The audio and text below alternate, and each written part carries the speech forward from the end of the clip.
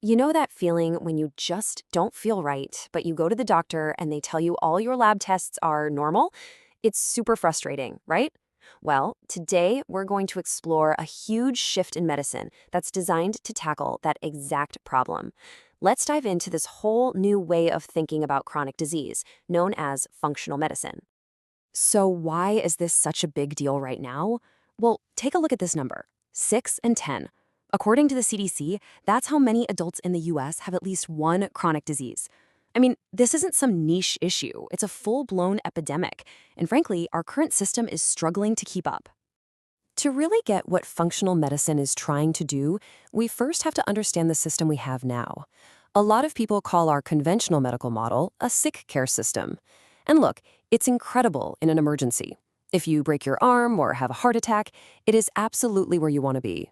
But for those long-term, nagging illnesses, well, that's where it starts to show its limits. And here's the key difference. The conventional model is really designed to ask, what disease do you have, and then find the right drug to manage the symptoms. Think about someone with chronic fatigue, for example. The goal might be to prescribe something to help them feel less tired, but that doesn't answer the real question. Why are they so exhausted in the first place?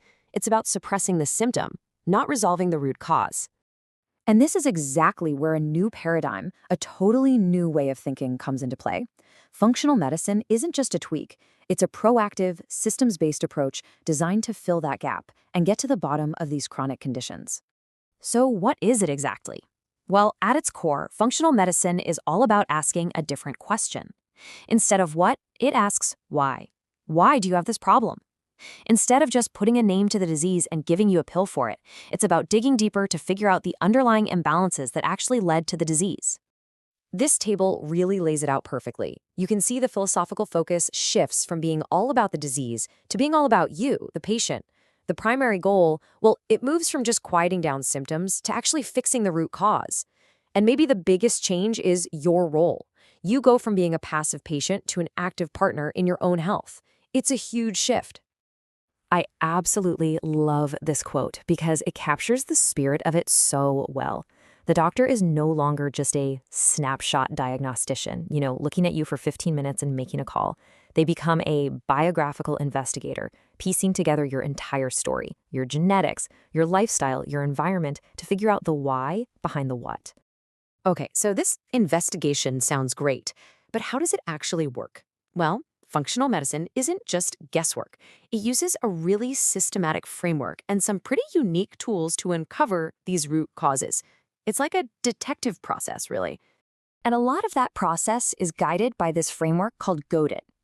So for that person with fatigue, a practitioner would first gather their complete story, everything from diet and stress to sleep and relationships.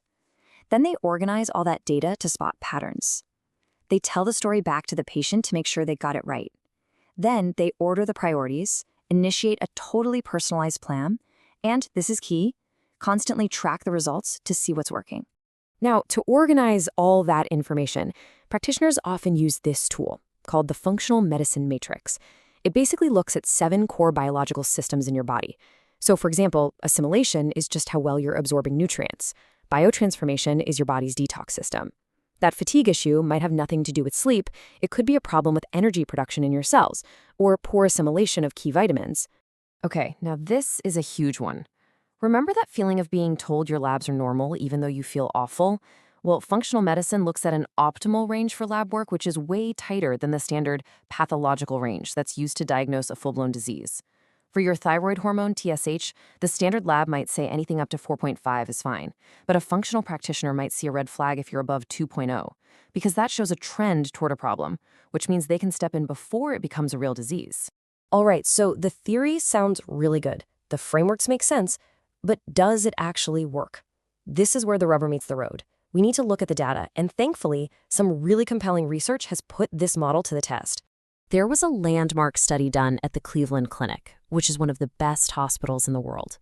They took over 1,500 patients getting functional medicine care and compared them to over 5,600 patients in a standard primary care setting. And the results? Wow, they were pretty incredible. This chart shows how much patients' quality of life improved after a year. The functional medicine group saw a huge jump. The standard care group? Barely moved at all. We're talking about a more than 10-fold greater improvement in how patients actually felt day to day. It's not even close. So let's put a hard number on that. After 1 year, nearly a third of the patients in the functional medicine group had an improvement that was considered clinically meaningful. That's a huge leap compared to the standard care group, and it's some of the strongest evidence we have that this approach really does deliver better results. So ultimately, all of this data really presents us with a fundamental choice in how we think about our health long term. We can be reactive, wait for something to break and then try to fix it, or we can choose to be proactive. And the advantage of being proactive is just so clear. Biologically, you're building a more resilient body. Economically, trust me, preventing a disease is way, way cheaper than treating it. And maybe the most important part is the empowerment. It completely shifts your mindset from being a passive patient to being the active CEO of your own health. And that brings us to the big question we're left with. When we actually have the tools to spot and correct these imbalances early on, is waiting around for symptoms to get bad enough for a diagnosis a risk that's really worth taking? That's the question functional medicine is asking all of us to think about.